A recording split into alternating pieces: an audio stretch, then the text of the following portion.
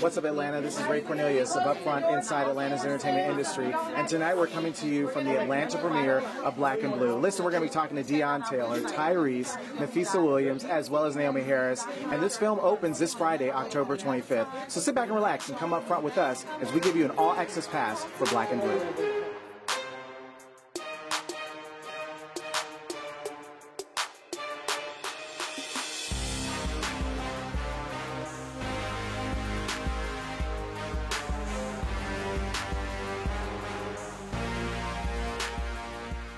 Let's talk about your character sort of being the hero in this film, and I don't think we've ever seen a black female hero cop in a film, so let's talk about that. I mean, that is a historical thing because that has never ever happened in any movie ever.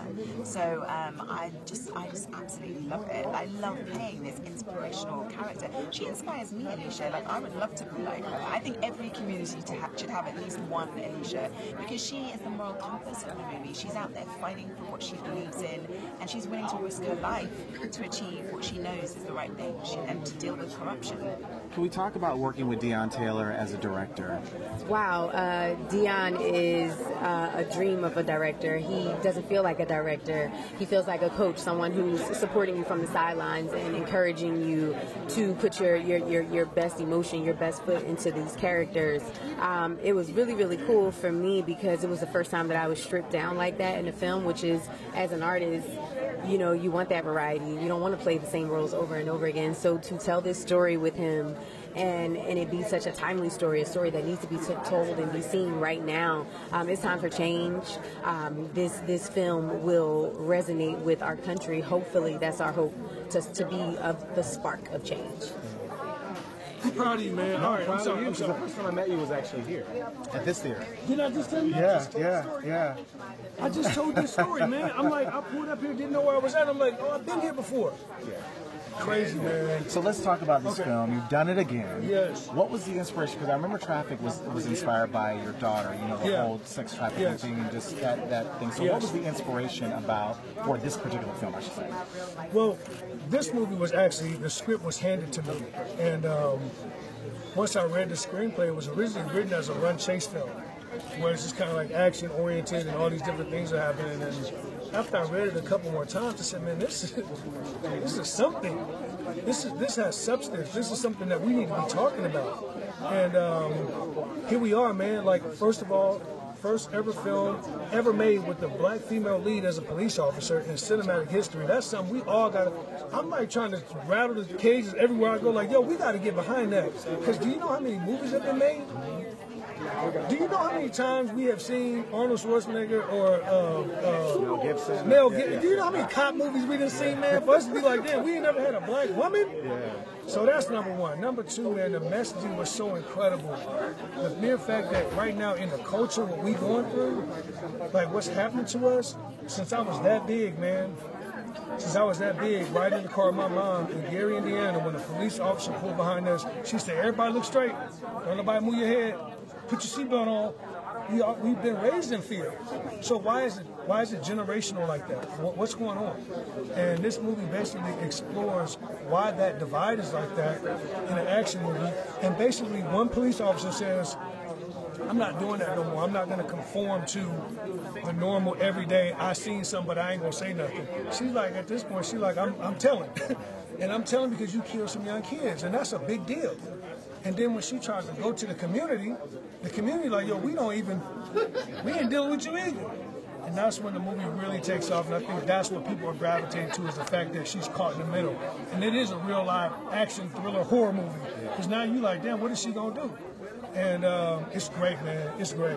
What's the takeaway message for this film? One of the takeaway messages for me on this movie. One of the takeaway messages for me on this movie is it's not a movie. This is a statement. This is us saying to Hollywood, we want you to keep making movies that speak to what we actually live. Y'all want to keep making slave movies about what happened in the 50s and 60s, or sorry, earlier than that, and I get it. But there's so many more things that we're currently living and experiencing and having to mentally, emotionally, and psychologically and spiritually navigate through. And movies like this don't normally get greenlit in Hollywood because it's so raw, it's so uncomfortable. It creates these experiences that's like, oh my God, we don't want too many more people to highlight the truth of what it truly feels like to be black in America. Capturing corruption and murder on her body cam as a police officer throughout the entire movie. Police officers are trying to kill a police officer because they don't want her to turn in what she captured on her camera. I'm not giving away the movie, you've seen the trailer. This Black and Blue movie matters. This Black and Blue movie is a statement. This Black and Blue movie speaks to what it feels like to live in America as a black man or Latino, period. And what I want to say to the people who may feel like, oh, this movie is a black movie for black people. No, if you're the personality type that would say the words, I don't care about cancer because nobody in my house has cancer and I don't have cancer, so I don't care for it. I don't care about human and sex trafficking because ain't nobody in my family dealing with it. I don't care about HIV/AIDS because it ain't affecting my household. I don't care about the little kids that are living and sleeping in piss and feces at the borders under Donald Trump's regime because my kids, my nephews, and my grandbabies ain't at the border. We should always have a heart beyond what reaches our doorsteps. Don't tune out. Don't look the other way. Don't be at home saying, you know, it's really sad to see what they are dealing with. It's going to show up to your door at a certain point. I hope it don't. But we live this shit every day. And if y'all think, oh, you rich, you famous, you live in that, you drive in that, you ain't got to deal with the shit we dealing with. Let me tell you something. When I get pulled over in that fancy car that you think would stop me from being killed, I'm just hoping that the police officer goes from his car with his lights bright and he actually makes it from his car to my car so he can see this famous face and decide, I'm not going to kill you today.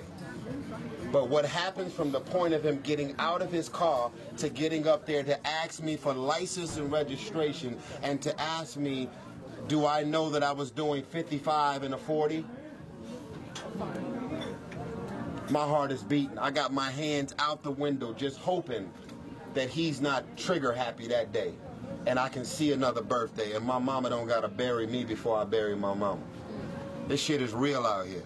And I want to say to everybody out here dealing with police brutality or any level of black-on-black crime or any type of abuse, if you got a grandmother, grandfather that's in a living assistant home and she's being abused, anybody that's dealing with mental, emotional, and psychological traumas, I just hope and I pray that you don't keep turning to weed or keep turning to drinking or keep turning to drugs, thinking that that's the answer. That's a part of it. I get it. It's escapism. You want to be out of your mind because the shit that's on your mind is so heavy you don't want to think about it no more.